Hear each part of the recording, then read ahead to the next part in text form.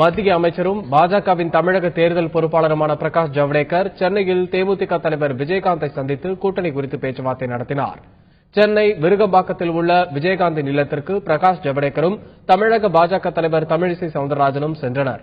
அங்கு தேமுதிக தலைவர் விஜயகாந்தை சந்தித்து கூட்டணி தொடர்பாக ஆலோசனை நடத்தினர். இந்த சந்திப்பின் போது பாஜக கூட்டணியில் சேர வருமாறு தேமுதிகவுக்கு பிரகாஷ் ஜவடேகர் அழைப்பு விடுத்தார். சந்திப்புக்கு பிறகு செய்தியாளர்களிடம் பேசிய பிரகாஷ் ஜவடேகர் பேச்சுவார்த்தை திருப்தி அளித்ததாக கூறினார். கட்சி தலைமையிடம் ஆலோசித்த பிறகு மீண்டும் அடுத்த வாரம் பேச்சுவார்த்தை நடத்தி கூட்டணி தொடர்பாக இறுதி முடிவு எடுக்கப்படும் என்றும் ஜவடேகர் தெரிவித்தார். We have very good and meaningful discussion with Captain Vijaykanth. I'll immediately brief what has been discussed here to our party president and Prime Minister, and then we will